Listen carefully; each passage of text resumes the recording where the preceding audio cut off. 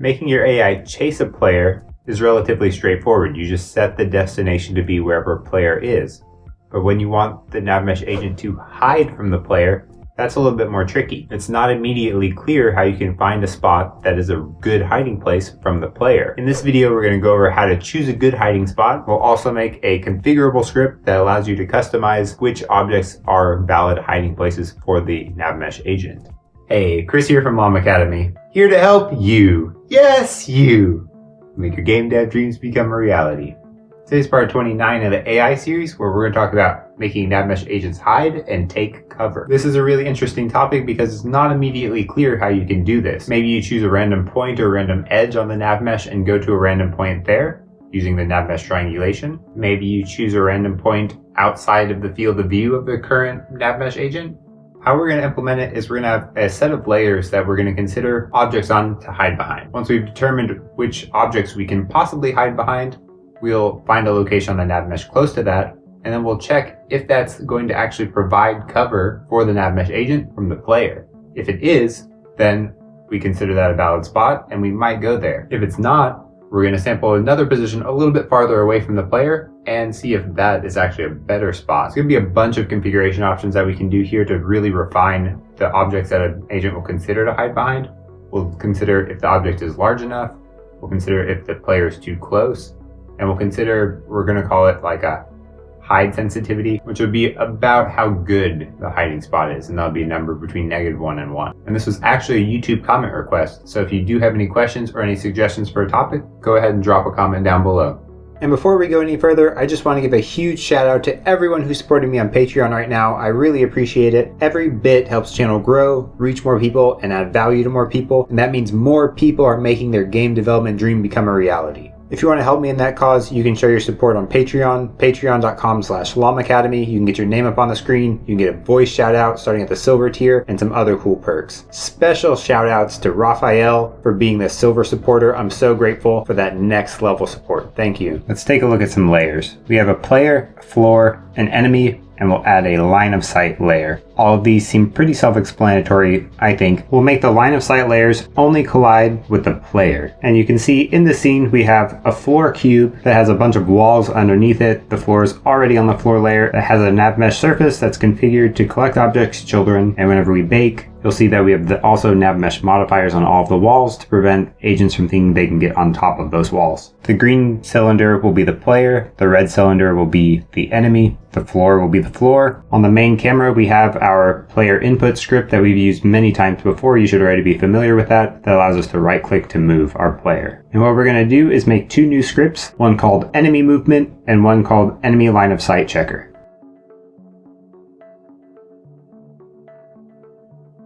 If we open up Visual Studio, I'll quickly flash the player input script that allows us to right click to move. This is in the GitHub repository, link in the description below. We've talked about it many times before. Go to AI Series Part 1 to get a full understanding of how this works. If we open up the EnemyLineOfSightChecker, we'll add a require component type of sphere collider. So we'll add a public sphere collider. We'll add a public float field of view, set that to 90F by default. We'll add a public layer mask, line of sight layers. Those will tell us which layers we should check for line of sight on. And I'm going to add a public delegate void gain sight event that accepts a transform the target that entered. And I'll make a public gain sight event called on gain sight. I'll also make a public delegate void lose sight event that accepts also a transform target. And we'll make a public lose sight event on lose sight. I know here I messed up. I kept it as gain sight event. It should be lose sight event. And we'll have a private coroutine check for line of sight coroutine. On awake, we'll get a reference to that collider with collider equals get component sphere collider, and we'll implement the magic unity function on trigger enter that accepts a collider other. We're going to use a function that we haven't defined yet that's going to actually do the checking for line of sight. So we'll check if not check line of sight, passing in the other transform, and that'll return true if we do have line of sight, and it will return false if we do not have line of sight. So if it returns false, then we'll enter into this if condition and we will start a coroutine that will check for line of sight, passing in the other transform. Before we implement those two functions though, let's do onTriggerExit, which would do the inverse of what onTriggerEnter does. So we'll first invoke the onLoseSight delegate function with the other transform, and if the check for line of sight coroutine is running, we'll stop it. Now let's implement that private bool check line of sight that accepts the transform target. First thing we'll do do is get the direction towards that target. So that's vector3 direction equals target.transform.position minus transform.position.normalize. And then we'll calculate the dot product based on the transform forward and the direction vector. And what the dot product does is gives you a number between -1 and 1 based on a forward, and will tell us where in relation to that forward is this direction. If it's 1, it's directly in front, aligned with the forward. If it's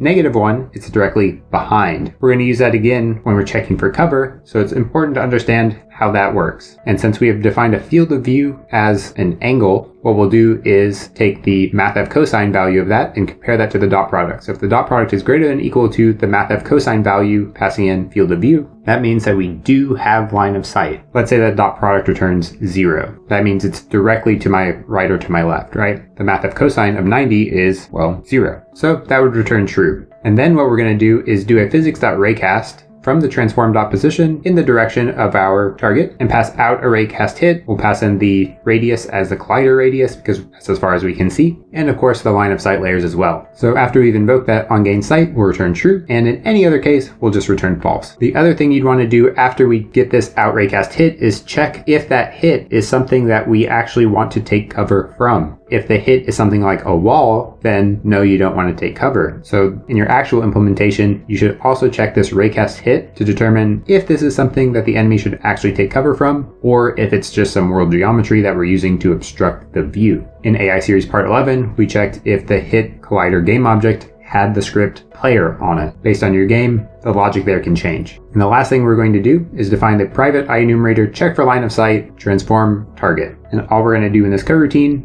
is define a wait for seconds wait, new wait for seconds, I chose 0.5. This value can change. The higher values, the less sensitive an enemy is, and the lower values, the more sensitive they are to targets coming in and out of the range. We'll check while not check line of sight, passing in the target. So as long as we don't have line of sight, we'll yield return wait, and then try again whenever that wait comes around. And that's all we'll do in this script.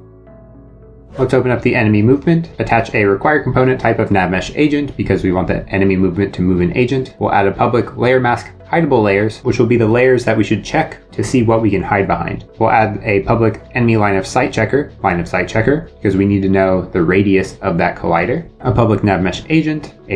I'm making all these public because later on in the video, we're going to have some visualization of where the enemy is thinking about hiding, and we need these to be public to reach them from the editor script. We'll make a public float hide sensitivity, set that to be 0 by default, put a range of -1 to 1, and attach a tooltip that says the lower is a better hiding spot. So this is going to be, much like the EnemyLineOfSightChecker, a value we compare a dot product to. That's why I'm limiting the range to be -1 and 1. We'll define a private coroutine movement coroutine and a private collider array called colliders, and I'll set that to be a new collider array of size 10. The size of this collider array you can adjust depending on your scene complexity and how many options you would like for your agent to consider hiding behind. The bigger collider array, the more expensive it is. The smaller, the more likely it is that your agent will not be able to find a spot to hide. On awake, we'll assign the agent reference using agent equals get component NavMeshAgent, and we'll assign the delegate functions of line of sight checker on gain sight and on lose sight to handle gain sight and handle lose sight respectively.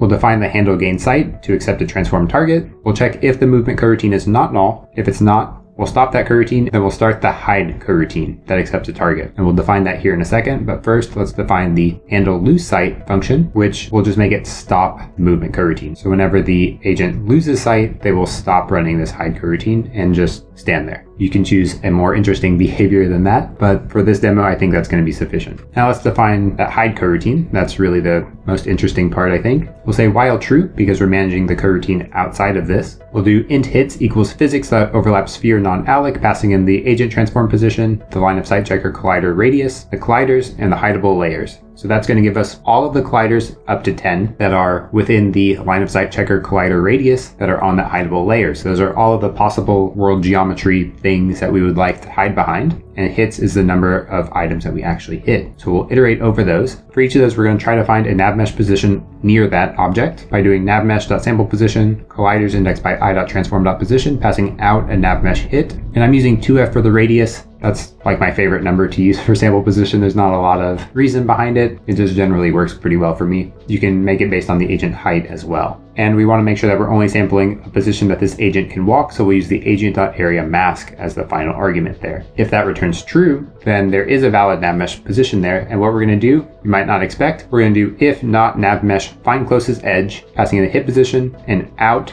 the navmesh hit that we just defined on the sample position. So we're going to override that value to be whatever find closest edge tells us. And again, passing in the agent area mask. So find closest edge is going to find us an edge on the navmesh closest to our previous navmesh hit from the sample position. And we're doing that because if you use sample position, it doesn't give you a normal. The normal is always vector 3, 0. Find closest edge though, an edge does have a normal attached to it. So we can then use that normal as part of our dot product to determine if this is a position that is facing away or towards the player. Because if it's facing towards the player, it's not a hiding spot. If it's facing away from the player or target, I'm using player instead of target, but it's because we're using a player as the target in this case, but it doesn't have to be a player. It can be a grenade. It could be whatever you want them to hide from. And that's where that hide sensitivity comes in. So if navmesh find closest edge returns false, which it should not, because you just found a collider and that collider should be included in your navmesh. So if this returns false, there's a problem with your scene setup, and we'll do a debug.log error saying we can't find an edge close to that, and there is something wrong and you need to investigate your scene setup. So we're not expecting that to happen ever, but if it does, we at least get a warning or an error about it. So after that returns false, as we expect, the navmesh hit that we defined has been overridden as now a hit on an edge that has a normal. So we'll do if vector 3 dot hit.normal, then we'll get the direction from the target to that hit position with target.position minus hit.position dot normalized. And if that dot product is less than the hide sensitivity, then we will set the agent destination to that position. So that means that if this is a good hiding spot, according to our hide sensitivity, we'll make the agent move there and we will break out of this loop. Otherwise, we're going to keep going through this loop, trying to find one that does have a good hiding spot. I'm going to add an else block tied to the navmesh sample position that we did, because if we can't find a position near to this object that we hit, well, that's a problem too. So we'll log an error there, and that means that you need to adjust the value that you're passing into sample position, or you have an invalid scene setup. So what happens if the vector 3 dot product of that hit is greater than or equal to the hide sensitivity? That means that this hiding spot is actually facing the player. So what we can do is do a new navmesh sample position a little bit farther away from this collider position that we first sampled from, and try to find a new closest edge that is facing the other way. So I'm going to copy paste exactly what we just did, starting from the sample position through the vector 3 dot, and I'm going to rename hit to be hit 2 with this amazing naming convention. And we're going to follow the exact same logic, but I can't just navmesh sample position at the same spot that we just did, because, well, that's going to give me the exact same edge then. So we'll adjust the sample position to subtract target.position minus hit.position.normalized times, and I'm choosing 2 here. So what that's going to do is go in a straight line away from the target from that closest edge that we found. And I'm going to go 2 units farther that way and then sample from there in a 2 unit radius, and then find the closest edge closest to that. So this 2 you can adjust again based on your scene complexity and how large your obstacles are in the scene. This may be something you move up to the class variable level, so that way you can modify it in the inspector to be able to easily mess with that value. Since in my scene, everything is 2 or 3 units wide at the most, 2 is a very safe number, so we'll leave it at that. And we're going to follow the same logic where we find the closest edge to that, and then check if that's a good hiding spot. And if it doesn't end up being a good hiding spot, then I'm just going to continue on through the loop. And since this is a coroutine, make sure to yield return null. That means we're going to check it every frame. For now, that's fine. If we hop back to the Unity editor, we'll select the enemy and attach the enemy movement script. I'll set the hideable layers to be default only, because that's what these walls are set to. I'll drag the agent to the agent reference, and then I'll create a new game object as a child of the enemy. I'll make it have a sphere collider, set it to be isTriggerTrue, a radius of 12, and attach the EnemyLineOfSightChecker script. I'll set the line of sight layers to be player, and a field of view to be 360, meaning they can see all the way around them at all times. We'll make sure that this is on the line of sight layers, and I'll rename the object to line of sight checker. Then I'll select the enemy and drag that line of sight checker to the line of sight checker reference on the enemy movement script. If I then click play, we'll see that the agent chooses a wall to hide behind, but the way that he moves is pretty weird. First, he tries to stay pretty close to this one wall, then he'll run to a different one, and it's just he kind of walks to one spot and then tries to run away. This is a really common problem when we're using these non-alloc physics functions, because the order in which these colliders are returned are not necessarily consistent, nor do they have any particular order. So to fix that, what we're going to do is come back to our enemy movement. In the hide coroutine function, what I'm going to do is clear all the colliders at the top of the loop. This will ensure that the entire collider array is null and we don't have any dangling colliders from a previous iteration of this loop. Then after we have the new results, I'm going to actually sort this array. So I'm going to do system.array.sort, passing in the colliders, and then a comparison function called collider array sort comparer. And what this does is going to return a value, ideally 1, 0, or -1, based on if collider A or collider B should be sorted first. Basically what we're going to do is move all the nulls to the end, then return all the colliders that are not null in a sorted fashion. So if A is null and B is not null, we'll return 1. If A is not null and B is null, we'll return -1. If A is null and B is null, we'll return 0. And in the case where nothing is null, basically, we will return vector3.distance, agent transform position, a transform.position, return just compare to vector3distance, agent.transform.position, and b.transform.position. So with the compare to, if the value is less than 0, that means that this instance precedes the other object. With a sorted array, we now have a predictable way of understanding where this enemy is going to move. If we hop back to the Unity editor, we'll see that the enemy chooses a pretty close wall, hides behind it, and as my player comes within line of sight, he runs over to the next closest wall. But we end up running into this weird problem where sometimes it will be challenging to get the enemy to leave a wall because, well, he can hide behind that one wall, and that's the closest one. So why would he go somewhere else? And, well, that's a challenge, right? So if we hop back over to the enemy movement, one way we can solve this is if the player's too close, then we'll make the enemy choose a farther away target. We can do that by, after we have collected all of our hits, going over all those hits and checking if the distance between the collider and the target is less than, I'll call something min player distance, then we'll set that collider to be null. We'll also add a counter for hit reduction because we want to count how many colliders we are setting to be null even though they were not null, and subtract this number from the number of hits that we got because we're iterating using the hits. We want to not modify that until the very end. I'll then quickly scroll up to the top and define the min player distance as a public float min player distance, set it to 5 by default, and attach the range attribute from 1 to 10. And if we come back to the Unity editor, we'll see that the enemy chooses new walls to hide behind even though there's no line of sight because the players come close enough that these hiding spots are no longer valid, or these cover spots are no longer valid for them because they want to keep distance from the player. But now we have a problem where some of these walls are very small. They're only maybe 1 meter tall. So depending on your use case, maybe you need your agents to ignore some cover in certain scenarios based on the size of the obstacle they're trying to hide behind. Because maybe to hide behind a 1 meter tall wall is not sufficient if a grenade's being thrown at you. Maybe you need full body coverage with a 2 meter tall wall. Or if you're playing something like hide and seek, obviously this agent can see the player. He's not hidden, even though this is a valid hiding spot according to our algorithm so far. Since we're already at the top, we'll go ahead and add a range attribute 0 to 5 on a public float min obstacle height and set it to 1.25 by default. And we're going to actually do the exact same thing that we did with the min player distance. We'll just add a condition on this condition we already have checking the min player distance with colliders indexed by i.bounds.size.y is less than min obstacle height. And that works again really well for this scene because I have boxy pieces of walls to hide behind. In your game, if you have really complex models with different varying heights, you need a more sophisticated way of checking the size of it. If we hop back to the Unity editor and click play, I've also enabled this editor script that'll show you all of the locations that the enemy is currently considering and why that particular one is valid or not from the enemy's perspective per hiding spot. We'll see that the short walls are marked as too small. We can see the dot products. We can see the hit 1 and hit 2 to see where they're considering going. And we can tell when a hiding spot is too close to the player. And we can see with our -0.3 dot product, that's actually pretty good because if I line up the camera in the scene view from the player, they cannot see this agent. But if we start adjusting that height sensitivity to be something lower like -0.5, we'll see that they get farther behind this other wall because that's when the dot product becomes large enough or negatively large enough. So this is a really cool debug visualization to help us understand why the enemy is choosing whichever place they're going to.